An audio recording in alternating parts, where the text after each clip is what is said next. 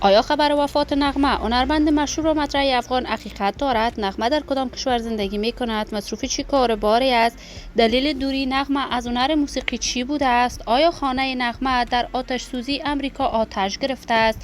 گفتنی های تازه خانواده نغمه کاملا به دور از تصور.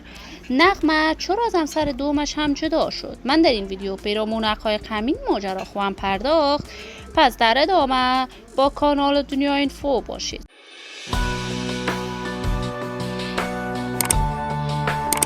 سلام و سلامتی نثار تک تک از شما دوزاران نهایت ترجمند کانال دنیا اینفو. شما را خوش آمدید میگم به یکی دیگر از ویدیوهای جذاب دیدنی این کانال. برای حمایت هرچی بیشتر از کانال دنیا اینفو علامت سابسکرایب را فشار دهید تا بیننده ویدیوهای جذاب دیدنی کانال دنیا اینفو باشید. نغمه هنرمند مشهور، مطرح، چهره ماندگار و شناخته شده در هنر موسیقی افغانستان.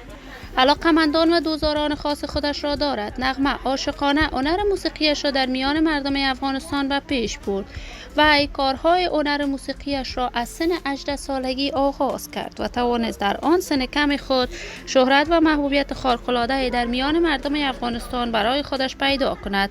نغمه آهنگهایش تاکنون ماندگار بوده است و در سن 18 سالگی با منگل ازدواج کرد و آهنگهای بیشمار سرودن. آهنگهایشان تاکنون ماندگار در اذهان مردم افغانستان بوده است. نغمه با آنکه مصروف کارهای هنریش بوده است اما از منگل همسر اولش جدا شد و بار دیگر در کشور امریکا با یکی از رهبران مجاهدین ازبق افغانستان ازدواج کرد. ازدواج دوم نغمه موج انتقادات را به همراه داشت اما از همسر دومش فرزند ندارد و از همسر دومش هم جدا شده است. تازه تصاویر این هنرمند در صفحات مجازی دست به دست می شود که نغمه در کشور امریکا وفات کرده است.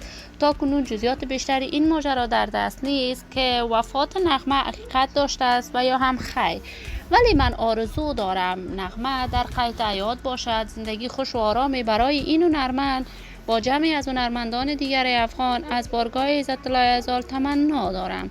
دوستداران و همراهان نهایت ترجمند کانال دنیا اینفو، شما هم نظریاتتان را در بخش کامنت با من شریک بسازید. این ویدیو را با علاقه‌مندان و دوستان نغمه به اشتراک بگذارید. اگر دوست دارید عضو کانال دنیا اینفو باشید پس برای حمایت هرچی بیشتر از این کانال علامت سابسکرایب را فشار دهید تا ویدیوهای دیگر کانال دنیا اینفو را از دست ندهید. تا درودی دیگر تک تک از شما نازنینان نهایت ترجمند کانال دنیا اینفو را به الله منان امانت گذاشته موفق کامیاب باشید.